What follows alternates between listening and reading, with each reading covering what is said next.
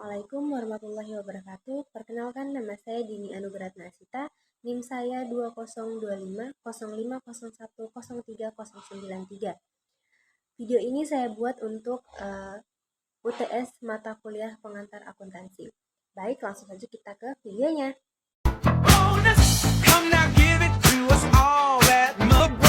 Let's have a ball.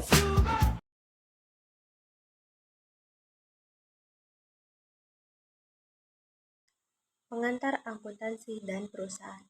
Definisi akuntansi.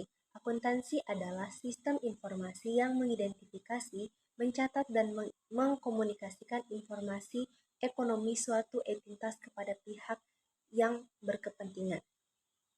Sedangkan perusahaan dapat didefinisikan sebagai sebuah organisasi yang didirikan untuk mencapai tujuan tertentu. Kemudian transaksi bisnis. Transaksi bisnis adalah kegiatan ekonomi yang dilakukan perusahaan yang dapat memengaruhi keuangan bisnis, usaha, atau perusahaan.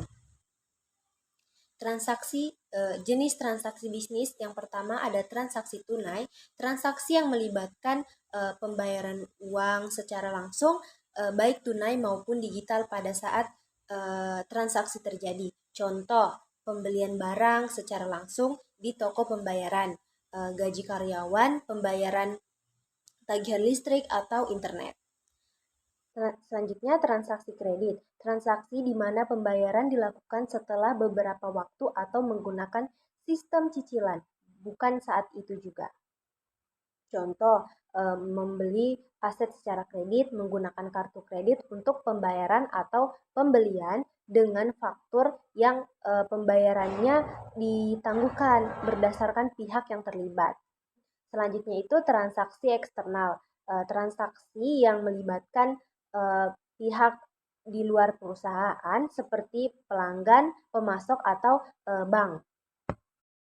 Selanjutnya transaksi internal, transaksi yang terjadi di dalam perusahaan dan tidak melibatkan pihak eksternal. Contoh, pencatatan penyusutan aset tetap, pencatatan kerugian aset, atau penggunaan aset internal kegiatan operasional perusahaan. Berdasarkan jenis kegiatan transaksi penjualan, terjadi saat bisnis menjual barang atau jasa kepada pelanggan. Contoh, menjual produk secara tunai atau kredit, menjual aset atau transaksi layanan. Selanjutnya transaksi pembelian, terjadi saat bisnis membeli barang, jasa, atau aset dari pihak lain. Selanjutnya transaksi pembayaran melibatkan mengeluarkan kas atau kewajiban uang baik untuk operasional maupun non-operasional. Contoh, pembayaran gaji, pembayaran pajak, pembayaran utang, dan pembayaran bunga. Baik, selanjutnya di sini ada laporan keuangan. Laporan keuangan merupakan media komunikasi dan betul pertanggungjawaban antar perusahaan dan satu periode akuntansi. Laporan laba rugi fungsinya menunjukkan kinerja keuangan perusahaan dalam satu periode, misalnya beberapa penguntungan bisnis tersebut, pendaftaran dan beban selama periode akuntansi. Tentu hasil menunjukkan apakah perusahaan menghasilkan laba atau mengalami kerugian. Yang kedua, laporan perubahan. Ekuitas fungsi menjelaskan bahwa perubahan yang terjadi pada modal pemilik selama satu periode akuntansi meliputi saldo awal, laba rugi, penambahan modal, dividen, dan saldo akhir. Hasilnya melibatkan total perubahan dalam ekuitas pemilik. Yang ketiga, laporan posisi keuangan atau neraca. Fungsinya memberikan gambaran tentang posisi keuangan perusahaan pada satu titik waktu tertentu.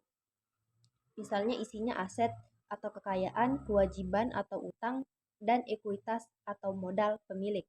Hasilnya menunjukkan bahwa total aset sama dengan total kewajiban ditambah ekuitas, aset sama dengan kewajiban ditambah ekuitas.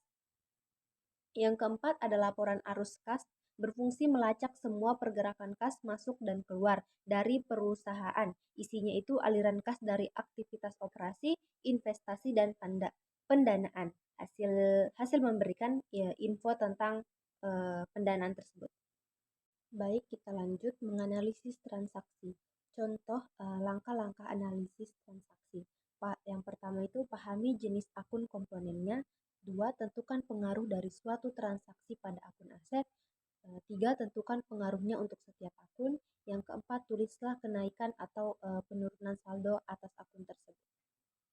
Proses pencatatan dan posting adalah dua tahap utama dalam siklus akuntansi. Pencatatan adalah proses awal mencatat transaksi keuangan harian ke dalam jurnal. Sementara posting adalah proses memindahkan catatan dari jurnal tersebut ke buku besar yang mengkelompokkan setiap transaksi berdasarkan akunnya. Proses ini penting untuk menyusun laporan keuangan yang akurat.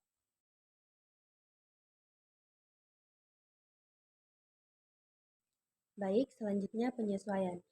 Pengertian penyesuaian, proses adalah prosedur yang dilakukan di akhir periode akuntansi untuk mengkoreksi dan menyesuaikan saldo akun agar mencerminkan kondisi keuangan yang sebenarnya. Selanjutnya, jurnal penyesuaian. Yang dimaksud dengan jurnal penyesuaian, penyesuaian adalah catatan yang dibuat di akhir periode untuk mengkoreksi saldo akun mencerminkan keadaan keuangan sebenarnya. Selanjutnya ada menyelesaikan siklus akuntansi.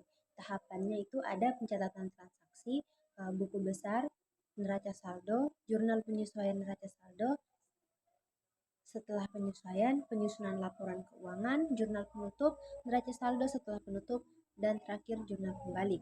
Selanjutnya ada kita lihat ada bukti transaksi keuangan, yaitu yang pertama transaksi intern, yaitu transaksi yang dilakukan perusahaan itu sendiri. Yang selanjutnya transaksi ekstern, yaitu transaksi yang melibatkan pihak luar suatu perusahaan. Oke, selanjutnya akuntansi perusahaan dagang. Pengertian perusahaan dagang. Perusahaan dagang adalah perusahaan yang kegiatan utamanya membeli, menyimpan, dan menjual kembali barang tanpa memberikan nilai atau mengubah bentuk. Selanjutnya kita lihat jurnal transaksi. Jurnal transaksi adalah pencatatan seluruh aktivitas keuangan yang terjadi di perusahaan dagang ke dalam jurnal umum atau jurnal khusus. Lanjut ke materi yang terakhir, yaitu persediaan.